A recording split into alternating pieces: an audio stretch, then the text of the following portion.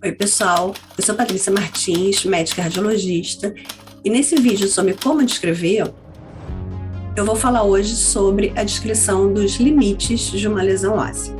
Bom, se você acha que esse é mais um tema bobinho para o vídeo, fique até o final, porque você pode se surpreender. Bom, a definição de limite é uma linha real ou imaginária que delimita um território de outro. Um exemplo disso são aquelas faixas que indicam não ultrapasse. Qual o objetivo disso? É deixar bem claro aonde termina o lugar aonde eu posso chegar e aonde começa o lugar que eu não posso ultrapassar. Então, vamos comparar agora essas duas fotos do mar. Nessa primeira foto aqui à esquerda, está bem claro qual é o limite entre a areia e o começo da espuma. Eu consigo aqui até traçar uma linha de tão claro que é esse limite. Agora, se eu já quero traçar um limite, aonde termina a espuma e começa a água? Já fica mais difícil. Da mesma forma nessa foto, apesar de não estar muito claro, eu consigo identificar aqui um limite entre a parte mais rasa e a parte aqui que eu tenho um declive na areia. Eu consigo também traçar um limite. Mas se eu já quiser traçar um limite entre aonde uma pessoa de uma altura média consegue ficar de pé e aonde fica fundo, já não é um limite muito bem definido. Então, quando a gente fala de limite, a gente tem que ter em mente que o limite tem relação com a diferenciação entre o objeto e o entorno. Ou seja, a gente sabe exatamente quando aquela estrutura começa e quando ela termina. Então, por exemplo, nesse caso aqui, a gente tem uma estrada que está cortando uma floresta. Eu sei muito bem aonde a floresta termina e aonde a estrada começa. Ou seja, os limites são bem definidos. Então, da mesma forma que um limite pode ser bem definido, ele pode também ser mal definido ou parcialmente definido. Como, por exemplo, os limites do acostamento. O acostamento já não é tão bem definido como é a estrada e a floresta. Já o contorno tem relação com as características da margem. Ou seja, como vai ser se eu quiser desenhar a margem? Eu posso ter uma linha regular, irregular, interrompida, lobulada, etc. Então, por exemplo, se eu quiser traçar aqui o contorno da estrada, eu vou conseguir traçar uma linha regular. Já se eu quiser traçar o contorno da floresta, vai ser uma linha irregular, porque cada árvore está num ponto diferente. E se eu quiser traçar uma linha do acostamento, vai ser uma linha interrompida, porque aqui eu consigo ver o limite do acostamento, aqui eu já não consigo. Então, vai ser uma linha interrompida. Então, essa aqui é a diferença entre contorno e limite.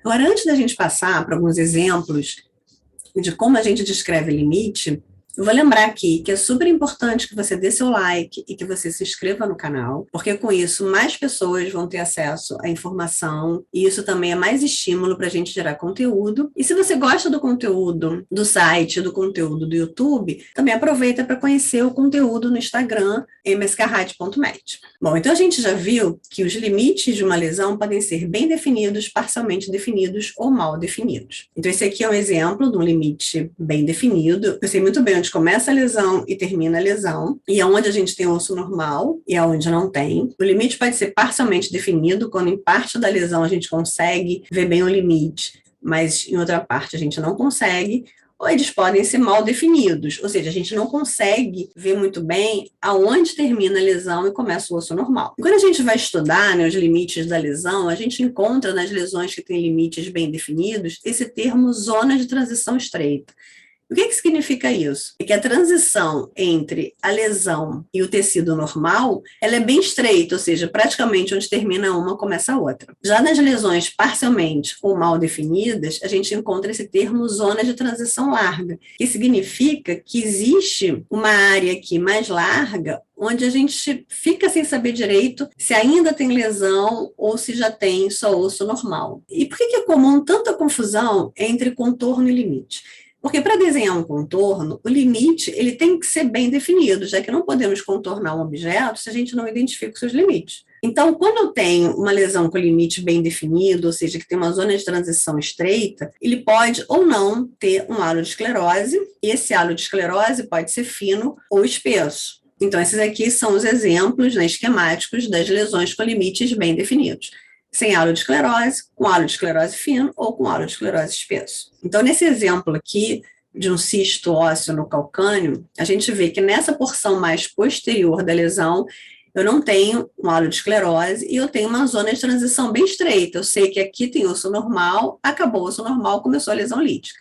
Já nessa porção aqui anterior da lesão, eu vejo um fino halo de esclerose. Então, essa aqui é uma lesão que tem limites bem definidos, porque eu sei aonde a lesão começa e aonde a lesão termina, e aonde termina o osso normal e começa a lesão. E, ao mesmo tempo, essa lesão tem o contorno regular. Já nas lesões que têm os limites parcialmente ou mal definidos, ou seja, as lesões que tem uma zona de transição larga, eu já não consigo definir bem o contorno. Por isso que o contorno, nesses casos, não faz muita diferença. O que faz diferença é o conceito de que, quando a gente não consegue identificar muito bem os limites de uma lesão óssea, isso é um sinal de agressividade. E eu achei muito boa essa imagem aqui do site do Radiology Assistance, porque ele colocou os 3 tipos principais de lesão óssea com limites mal definidos, ou seja, lesões que indicam agressividade. A primeira é a mais óbvia, que é a malignidade. Uma lesão óssea maligna é uma lesão agressiva, por isso ela vai ter os limites mal definidos.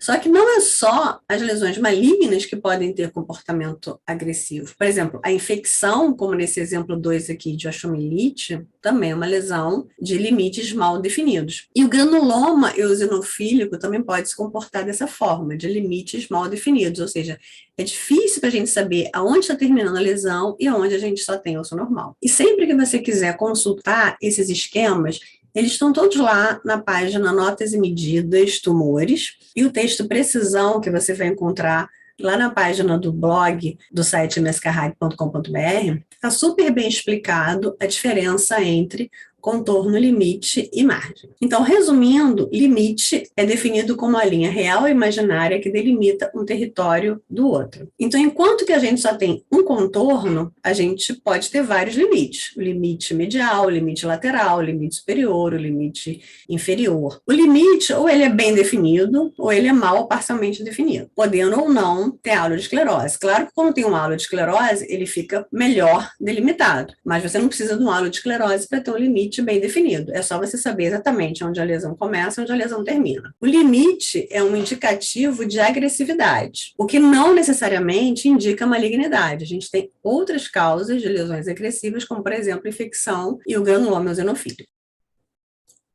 Bom, por hoje era só. E se você gostou desse vídeo, como descrever, não deixe de conhecer os outros vídeos dessa playlist.